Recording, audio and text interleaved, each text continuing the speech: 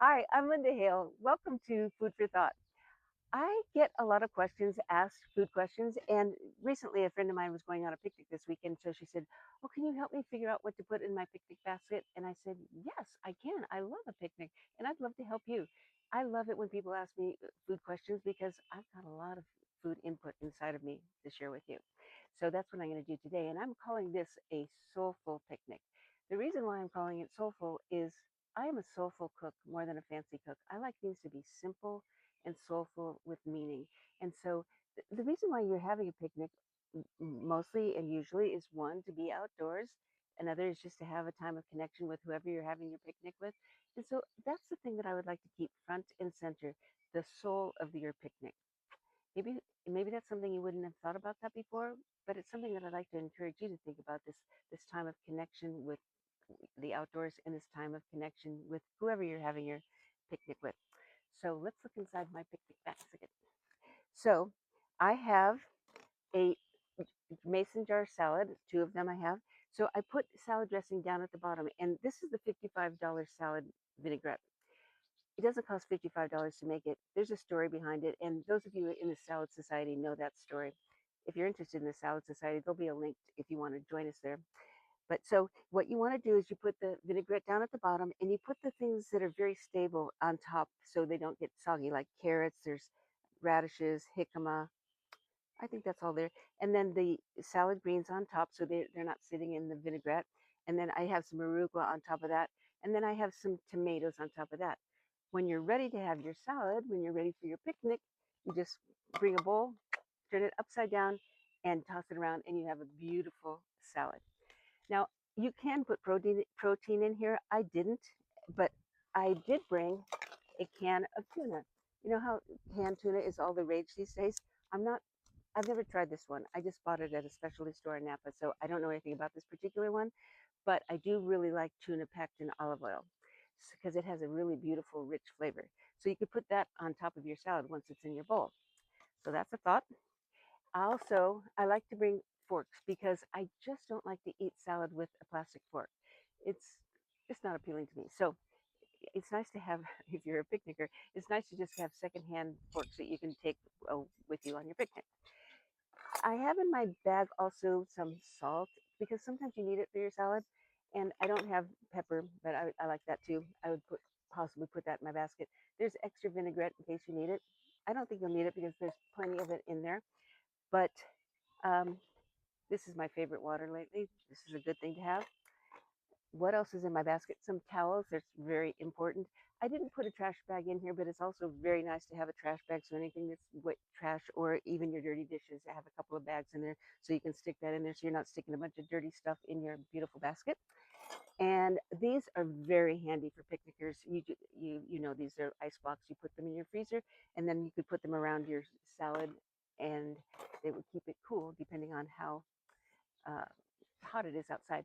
The other thing I do want to mention is it's nice to have a plan B because what if it rains or it's just so windy that you can't be outside? You don't want to ruin your picnic. So if you can think, you know, if you're near your house, you go, let's take it inside our house and put the put the table, the cloth down on the floor. It would be fun. It's almost like having a fort in your little kit.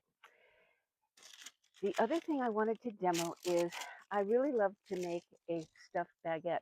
Often I will make sliced cheese and excuse me, or sliced meats. And what I do is I slice the baguette in half. I take out all the bread because, or most of the bread, three-quarters of the bread, so that it's not so bready that you can't get your mouth around it, and you can stuff it. And so I just brush it with vinaigrette or mayo, and then I just put the greens on top of that. And then I like to wrap my sandwiches. It, Sometimes I would cut this in half, but maybe not. And then I just love to wrap it in parchment paper, and then just to kind of keep it cool. I mean, not cool. Keep it together. Keep it wrapped. And then I just put. This is just kitchen twine. Any twine you could use. You can use fishing line, I guess. Um, and then I wrap it up. And I love to wrap things in parchment paper. I use parchment paper quite a lot. It's something that I use in my kitchen, like salmon and parchment paper, because it's kind of fun. It's crinkly, and then it's like a package and you unwrap it. It's like a gift. It is a gift. So that's what I would do for my picnic. If I was making sandwiches, I would wrap them in parchment paper, wrapped up in um, twine. And let's see what else is in here. Oh, in the olden days, you would see women um, taking a home baked pie out of their picnic basket. That was then, and this is not in 2026, unless you love to make pies, and then yes, do it. But otherwise, I love these cookies. You can get them at any grocery store. They're Tate's Bake Shop cookies, and these particular ones right now are blueberry crisp. They're so crisp and so clean and delicious. I love them. They You can also get chocolate chip cookies and oatmeal, and they also have a delicious lemon one. But these are really good on a picnic. So I saved this package for you. I served these the other day at a lunch, and people were going, "Oh man, those cookies are so good." They are really good. And then if you're a person that loves chocolate, you could have some little chocolate goodies. Scott got these the other day from Costco, I think.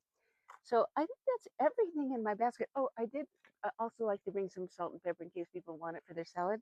And yeah, I think that that's it. And so I want to really encourage you to have a picnic because they're just so nice and to keep it really simple. It's not about this big fancy thing in your picnic basket. It's about your heart and the time that you're going to share outdoors with somebody that you really care about. And I was talking to my husband about this morning, and he's had the greatest idea. He said, "This would be such a nice Mother's Day gift for people." And I said, "What a great idea." I mean, if you're not going to put the picnic together, you could go to a deli and say, "Oh, can you put together some things? I want to have a picnic. I want to take my mom or my wife or my girlfriend or whoever out for a picnic." They can do the picnic for you, or you could do it yourself. Or you could buy a picnic basket as a Mother's Day gift or a blanket for a picnic. There's so many Mother's Day possibility, and it's right around the corner. So I wanted to share that too. I thought Scott had the best idea with the Mother's Day idea to put this together. So it's nice to have a nice big blanket also because I'm not going to lay down because I won't want to get up. Because after your picnic, you can just lie down and relax. And if I did that now, I would be saying, bye now, enjoy your picnic.